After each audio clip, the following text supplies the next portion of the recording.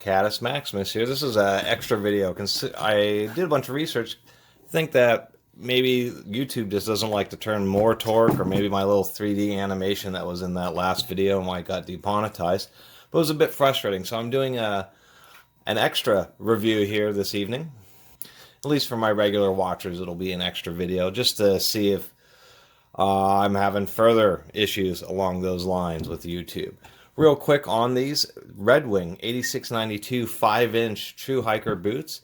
These have still have a listing on RedWing's website. They have as usual, very high MSRP. Although I did pick these up as a return at the RedWing store for $60. It was a really good deal, less than half of the 150 MSRP. Although the RedWing store that in my area cuts the tongues so that they know it's a return. And they do that on both shoes. And it's something that they should probably change the corporate policy on, because that really does damage the shoes. There's other ways of marking the shoes so that people don't try to, pull anything funny, and you don't have to cut the tongues like that. A lot of the reviews of these boots were, a lot of people liked them. Few people had issues, either with uncomfortability, which I can understand. Everybody's feet are just a little bit different. Some are very different. And some shoes that may be the most comfortable shoes that somebody's ever worn, the person sitting right next to them, if they put on that same pair of shoes, would, physically hurt their feet. And they think they were the worst shoes. A lot of like Nikes and stuff are better about universal comfortability. I find these boots to be just fine. They have plenty of pad. They have a pretty nice insole. It is not glued down. It is actually quite thick, quite a robust material. I will have to admit I haven't worn these for a particularly long time, and they do have some pretty good in-stitching in there.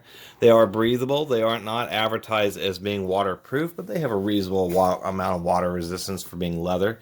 They have a nice toe, synthetic toe guard there, as well as a leather layer. They do have some toe reinforcing. They're not steel toe, but they're definitely not just a pure soft toe. They are kind of a work boot. They call them a TruHiker hiking boot, but they don't have the most aggressive sole. One of the comments online was that this RedWing proprietary sole material does last quite a long time.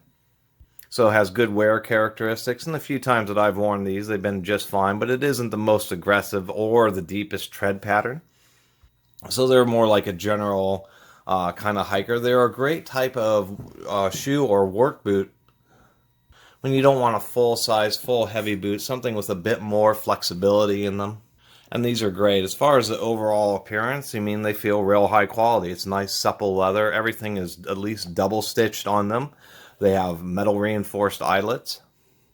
And something that makes them more work-related is that although the tongue is only leather at the upper portion, the lower portion is all, synthetic fabric. It allows extra breathability, but they do put in this leather tongue guard there.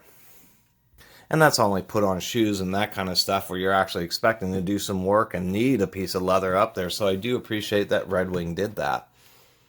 I also appreciate that they have a pretty nice, well sewn in, pretty solid finger loop for pulling on the heel of the shoe. There's a few shoes that I've had where they've been pretty high quality, except for where they sewed in the finger loop is a real weak spot, but it feels pretty strong in this. One of the other things I read about was odd noises in the heels. I haven't had any issues with these boots. I've had them for a couple years. So maybe either an issue that happens when they get more worn in, and I'll do an updated review if that's the case, or it could have been that they didn't have such a great batch. As we know, RedWing boots haven't been made in the United States for a long time, at least most of them. I believe some of their very expensive, $300 plus boots are still made in the U.S., but items like this are unfortunately Chinese, which means you can definitely get more inconsistency in the quality. So for the retail price of these shoes, particularly with some of the worries about the quality issues, definitely I wouldn't believe they're worth $150. But for the $60 I paid for them, I think they're a grand deal. They're just a great deal. And that's really kind of my general feeling now about RedWing boots. I've learned about boots. There are boot companies called like White's Boots and Westco Boots.